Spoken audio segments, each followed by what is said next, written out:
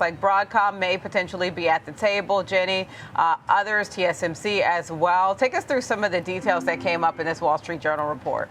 I know the fate of Intel right now remains a bit unknown, and I think this is so interesting. This is not the first discussion we've heard about Intel potentially breaking up into various different entities. But news we first got Friday from the Wall Street Journal that said that their rivals, Taiwan Semiconductor as well as Broadcom, are now eyeing potential deals that would break up the U.S. chip-making icon. So Broadcom has been closely examining Intel's chip design and marketing business, which we've seen from this report from the Journal. The company has discussed a potential bid with its advisors, but that would likely only proceed if it was found to be a partner for Intel's manufacturing business.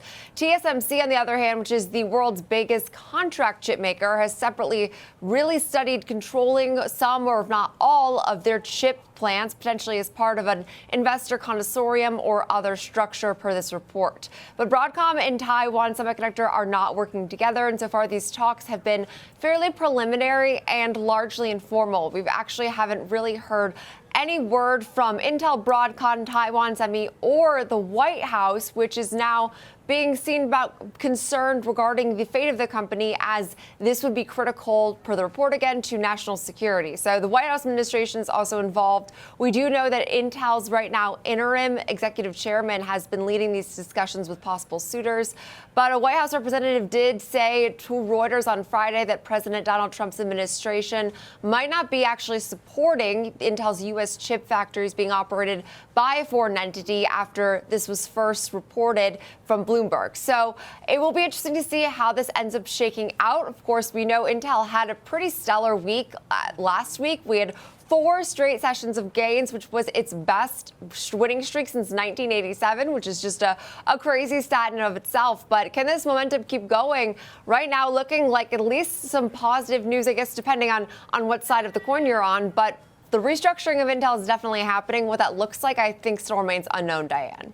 Yeah, it's interesting to see. So obviously it makes sense that Intel is higher. Often when you have these kind of reports, you have the target moving higher response. But TSMC, Taiwan Semi a little bit higher, TSM a little bit higher, Broadcom not moving the needle. What's your read through on this, and any analyst notes that you're seeing on this, or too early to see that kind of commentary?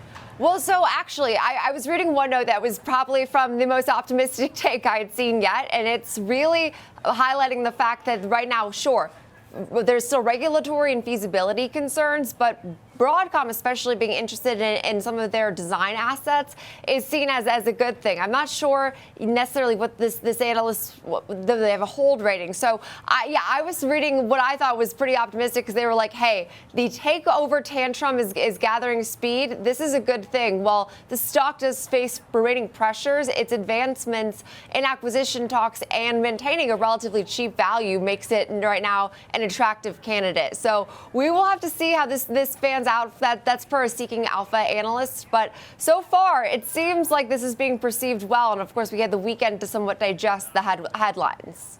Yeah, indeed. It was certainly something to watch and see where this moves. We know this is preliminary, including, it looks like, according to the reporting, that Broadcom could move away from the table, but certainly one to watch, especially given the recent activity that we've seen in terms of share price move, in particular around Intel. Jenny Horne, markets correspondent, thanks a ton for the deep dive on the latest with Intel.